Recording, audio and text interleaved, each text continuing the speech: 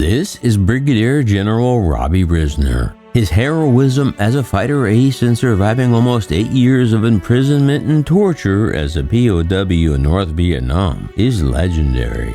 But what was less known is the fact that he was a jet ace during the Korean War with 8 confirmed kills. But few are aware of a story so unbelievable that even Hollywood would scoff at making it. As a matter of fact, most aviation historical enthusiasts have never heard about this incredible feat of flying performed over North Korea by Risner in an attempt to save the life of another young pilot, his wingman. But I'm going to tell you about this real-life maverick next on Maximus.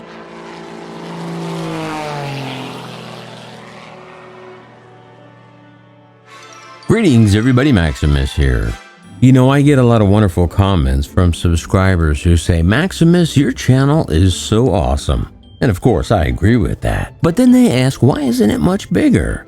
Well, that's left up to the YouTube gods, also known as the algorithm. But there is a way all of you can help us grow the channel. And believe it or not, all you have to do is remember to give it a like by clicking the thumbs up button and commenting. And that's the reason me and every other YouTube clown is always asking for your likes and comments, because that's what tells YouTube to share our videos with a wider audience. So the next big milestone for the channel is that magic 100,000 subscriber mark, and the only way I can do that is with your help. So I just thought I'd take a minute to explain why we YouTube clowns always say the silly things we do. Okay, now that's out of the way, on with the show. Robbie Risner was born on January 16, 1925. His career as a fighter pilot began after he enlisted in World War II in April of 1943. After he was awarded his pilot wings and a commission as second lieutenant in May of 1944, Risner was assigned to the 30th Fighter Squadron in Panama.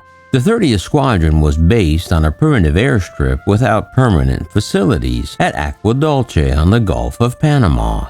Risner once told a biographer that his tour under these conditions awarded him as much flying time as he desired, but with a distinct lack of discipline on the ground, he said. Later in January of 1945, the squadron was relocated to Howard Field in the Panama Canal Zone to transition to P-38 Lightning fighters. However, regardless of how great the unit's pilots were, they weren't exactly perfect soldiers or gentlemen for that matter. As a result, and rather quickly too, all of the men were soon banned from the officers' club for rowdiness and vandalism. See, sounds like a movie already. In 1946, Risner was involved in an off-duty motorcycle accident. While undergoing hospital treatment in the Army, he met his first wife, Kathleen Shaw, a nurse from Ware Shoals, South Carolina. Risner and Shaw became engaged on a ship and were discharged and married the next month. In civilian life, Risner tried a succession of jobs, training as an auto mechanic, operating a gas station, and managing a service garage. He also joined the Oklahoma Air National Guard, becoming a P-51 Mustang pilot, and flew nearly every weekend. On one occasion, Risner became lost in the fringes of a hurricane on a flight to Brownsville, Texas. Forced to land on a dry lake bed, he found that he was actually in Mexico and not in Texas, and soon he encountered Mexican bandits. However, Risner successfully escaped and flew his Mustang to Brownsville, Texas after the storm had passed. He received an unofficial rebuke from the American Embassy for flying an armed fighter into the sovereign territory of a foreign nation, but for diplomatic reasons, the flight was officially ignored. When the Korean War broke out, Risner was recalled to active duty in February 1951 while assigned to the 185th Tactical Fighter Squadron of the O-Kang at Will Rogers Field in Oklahoma City, Oklahoma. He subsequently received training in the F-80 Shooting Star at Shaw Air Force Base, South Carolina. But Risner's determination to be assigned to a combat unit was nearly ended when on his last day before going overseas, he broke his hand and wrist falling off a horse. But Risner concealed the injury, which would have surely grounded him, until he was able to convince a flight surgeon that the injury had healed. After his squadron was called to active duty while in Korea, he began transitioning from P-51s to F-80s, but with no immediate prospects of getting into the war.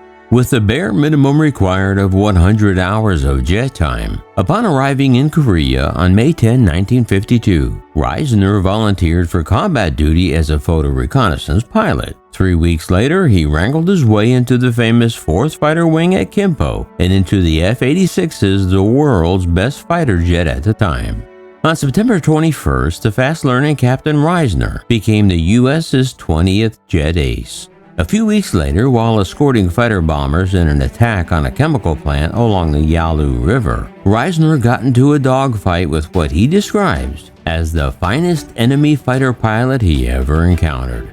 The dogfight started at 30,000 feet, continuing all the way down to the deck, with Risner scoring several solid hits. Risner then chased the MiG across the Yalu River into forbidden territory, while down on the deck, screaming just feet above the runway of a Chinese airfield, Robbie finished off his enemy dogfighting prey, severely damaging the MiG-15, which then crashed into dozens of parked MiG fighters on the tarmac, exploding into a huge fireball. And with that, Risner chalked up yet another enemy kill. But all the while, throughout the dramatic dogfight, Robbie's wingman, Lieutenant Joe Logan, stayed with the fight, protecting his leader.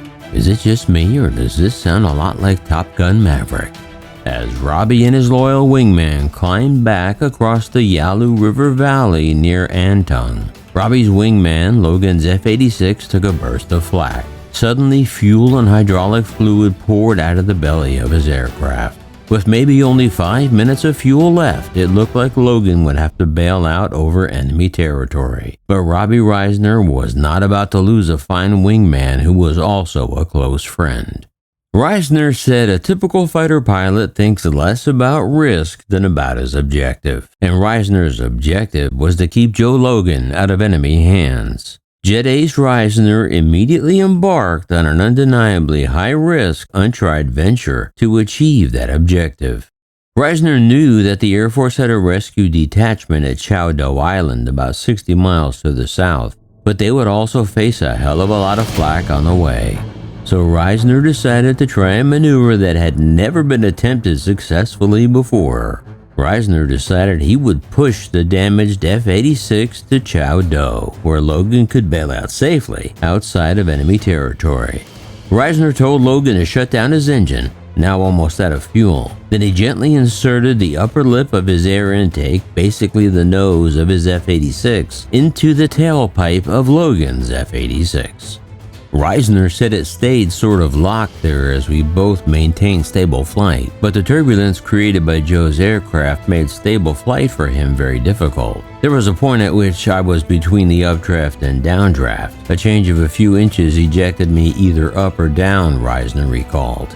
Each time, Risner re-established contact between the battered nose of his F-86 and Logan's aircraft was a potential disaster that was made even more likely by the film of hydraulic fluid and jet fuel that covered his windscreen and obscured his vision.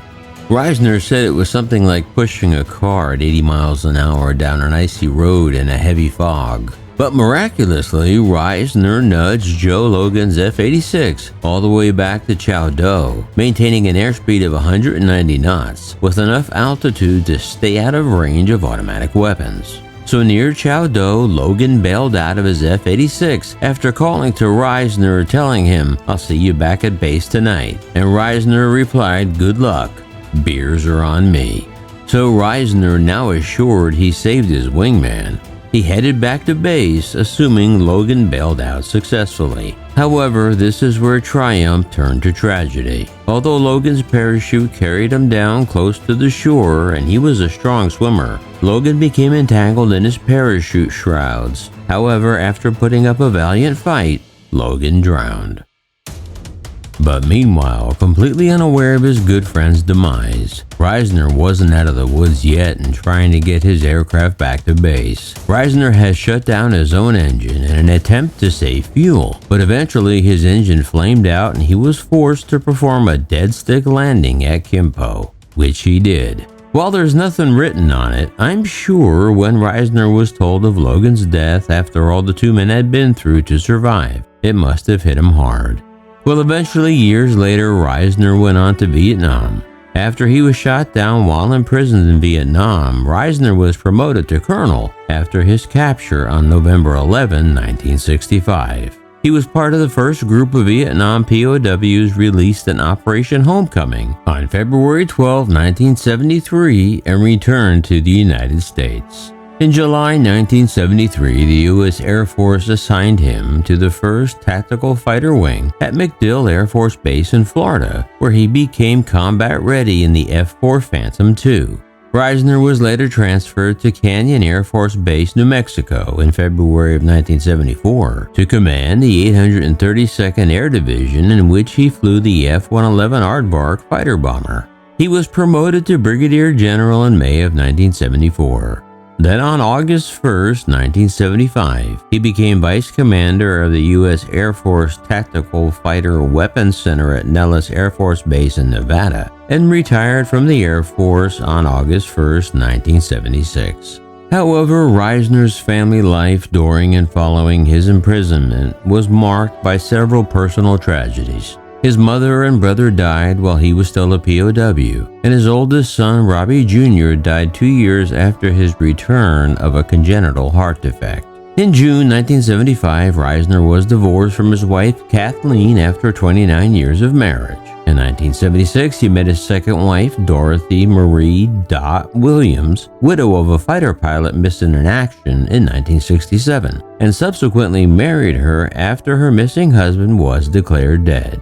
They remained married until the end of his life, with the 2 younger of his 4 surviving sons choosing to live with him, and Risner adopted her 3 youngest children. After retirement, he lived in Austin, Texas, where he worked with the DARE program and raised quarter horses, and later in San Antonio. He later moved to Bridgewater, Virginia. Risner died in his sleep on October 22, 2013 at his home in Bridgewater, Virginia, 3 days after suffering a severe stroke. Risner was buried at Arlington National Cemetery on January 23, 2014. Now there's a man that they could make movies about, a true American hero.